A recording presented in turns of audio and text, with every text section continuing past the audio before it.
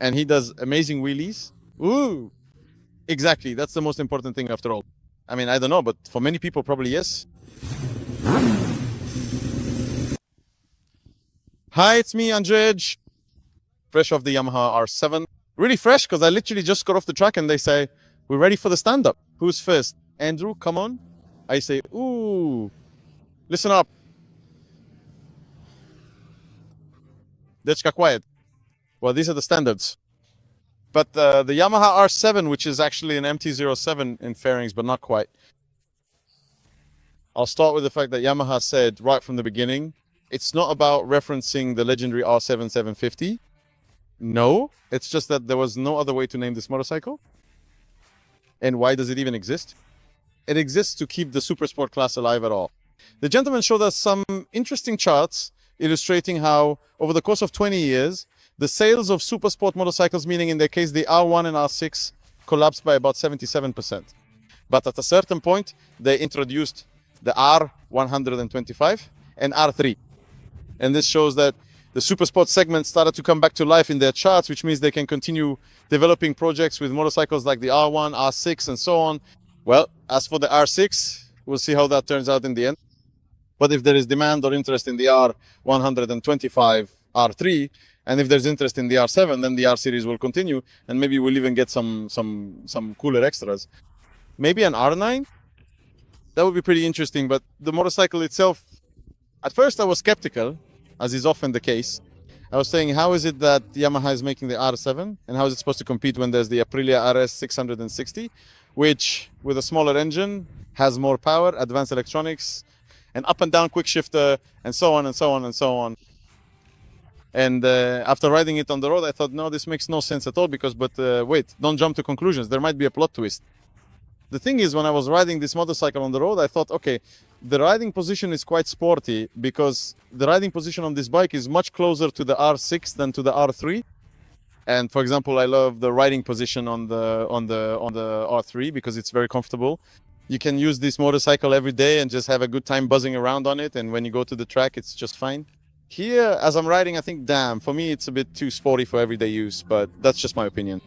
I'm a lazy guy who rides a scooter every day. So in the end, you should just judge the riding position on this motorcycle for yourselves, because I don't want to influence anyone. It's more comfortable than the R6. It's just sporty, but what didn't suit me at first was that when we were riding this motorcycle, it just felt kind of sluggish. Because when you're going through these corners and there are bumps, boo, it just sways like that. It's so soft, even though it has upside down suspension adjustable at the front. Even the brakes are radial. Of course, the master cylinder is radial. Everything checks out, but it's all just so soft, kind of mushy. And I thought, damn, we're gonna hit the track. I knew that on the track we'd be riding on racing Bristons. Oh, it's still warm. R11, and I thought, no way. It's gonna be just like with the R3 when we put racing tires on it. It's all like boom, boom, boom. We hit the corner on the third wave, and then sudden snap, surprise. It turned out that they had just set up the suspension for the road so comfortably. Because let's be honest, this is a motorcycle for people who are just starting their adventure with bigger bikes. It's not a motorcycle for those who used to ride an R6 and suddenly think, okay, now I'll get myself an R7. No, it's more for those who are coming from an R125, from 300cc bikes or from some other naked bikes, for example, because they want something sportier, something faster, and with some wind protection. For me, it was just too soft on the street. But it turned out that we came here to the track, and I thought, oh, this is going to be bad. Damn. We go out for the first session, and I think, wow, this bike creeps. It's stable. We go for the second session. We ride. We go faster, and the bike is still stable. We go for the third session, and now we're just riding because I went out behind Renault, who has been racing for many years. Now he has Yamaha developed motorcycles. Besides that, he's also a mechanic, and now the young guy. He overtook us. And Reynolds went after him. I tried to keep up with him, and I made some mistakes here and there, and the bike wobbled a bit, but it stabilized quickly. I think, damn, somehow it works that you can set it up soft for the street, and on the track it's stiff enough, because you can still feel that it's a pretty soft bike on the track, but the point is that at the same time it's stable, so you're not fighting with it. It's very easy to flick it from side to side in corners, and I was really impressed. And the same goes for the brakes. They're kind of mushy, it's like, again, this isn't a strictly sport bike, because it can have those razor sharp, super aggressive brakes right from the first squeeze. because for those who are learning to ride, that wouldn't be comfortable at all. The bike would jerk around. So at first the brakes are kind of soft, but when we pressed the lever harder on the track, it braked well and everything was fine. The slipper clutch worked really well, which is, for example, one of the differences between the R7 and the R7 here. We have a slipper clutch. The ABS, of course, annoys me because I'd rather just get rid of it. It can be done, but okay. It can run for a long time, but I'll get back to that in a moment. But really, from a strong pull, revving out 50, it was over 200. Bang, bang, bang, 3 gears. It was sliding sideways, charging into the corner. Awesome. I really had a great time. Of course, the power. Listen, if you've ridden or are riding more powerful motorcycles, then it'll be hard to get satisfaction from 74 horsepower out of 2 cylinders. We even joke that it doesn't really matter what gear you're in on the street, because you twist the throttle and it accelerates the same way from the middle as it does at the top.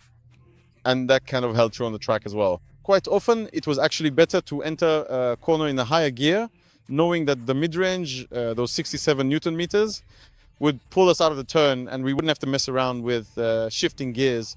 So again, for those who have ridden more powerful motorcycles, well, there's not a lot of power here, but for those coming from smaller bikes, it's really cool that there's that mid-range and you don't have to rev the engine hard to get it moving. If you make some mistakes or you just don't feel like shifting or you don't want to bother with shifting gears, you can just ride using that mid-range. Just ride. Like I said, for full satisfaction, it's missing that, stronger pull at the top because it just goes evenly all the time. The gearbox is just like in the naked bike. Everything's nice, really nice. If we were to judge it from a sporty perspective, then the working gearbox just isn't super fast or super light to operate. The quick shifter actually works really well. The only downside is that, but I still need to check this when I write for the magazine, but it seems that if you reverse the gear shift pattern, for example, to shift up by pressing down like you would on a track, then the quick shifter won't work anymore. You'd have to change its polarity or something, right? Is that how you say polarity? I don't know. Correct me if I'm wrong, but all of this only comes into play when you actually want to ride on the track and reverse the shift pattern. And at that point, if you're already thinking about reversing the gears on a bike like this, you'll probably find a way to install a quick shifter, or you'll just go for GYTR parts, of which there are quite a lot. And you can really turn this motorcycle into a great race bike. Unfortunately, I look at it, I'm drooling over this motorcycle because I'd love to ride it with the Erland suspension and see for myself, since I was convinced that the steel frame wouldn't be stiff enough for fast riding. With this suspension, it really performs well, and I honestly don't see any reason to criticize it. I'm curious what it would be like with the Erland setup. I wonder how this motorcycle is tuned, how it would run with a full Akrapovic exhaust. Yeah, I'm really curious. Unfortunately, there's only one such machine and they said I can't take it for a ride because then everyone will want to. Great. Well, maybe next time, someday, something. So yeah, no electronics. I say that electronics are great.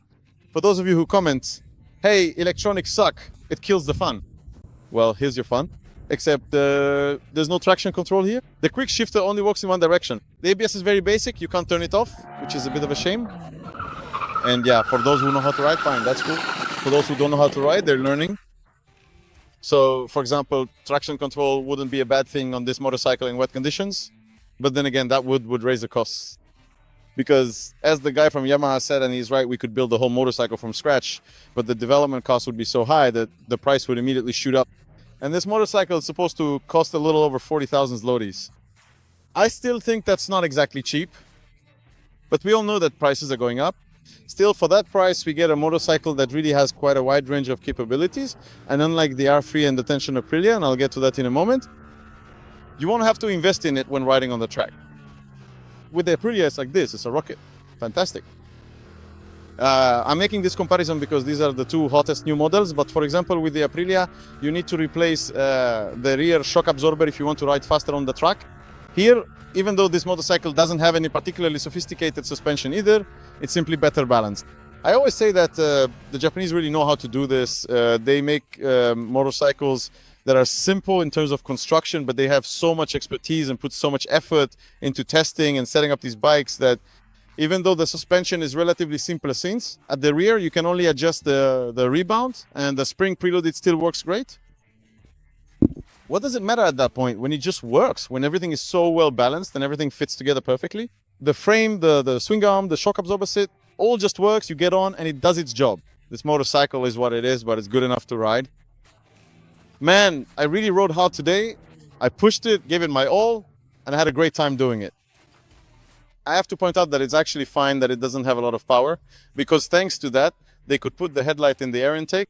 In the racing version, all of this is covered up, so that air intake isn't really an air intake at all, because with this engine, we don't need that much air for the mixture. So in the end, I'm satisfied. Really a very, very, very, very nice and pleasant motorcycle. Comfort. Exactly, that's the question. Because at one point after riding, I said, I don't know why you'd need an R7 when there's the R3, which is more comfortable and you still have to keep revving it and holding the throttle for it to go. But now I'm thinking, well, no. It really is a sufficient step forward, because after riding on asphalt, I said that the difference between the R3 and the R7 might not be satisfying for those who want to switch. But after riding on the track, that step is big enough. Simply put, this motorcycle is capable of providing a huge amount of fun on close tracks. And it wheelies brilliantly. Ooh! Exactly, that's the most important thing. I mean, I don't know, but for many people, probably yes. Sure, the bike doesn't have a lot of power. You can't squeeze 300 kilometers per hour out of it. Maybe you can get it to wheelie, but once you pop it up in first or second gear, the motorcycle just goes on its own. And what's interesting is that this is another advantage when it comes to choosing a motorcycle in this class, that the R7, out of all the bikes with roughly this amount of power and this purpose, simply wheelies the best.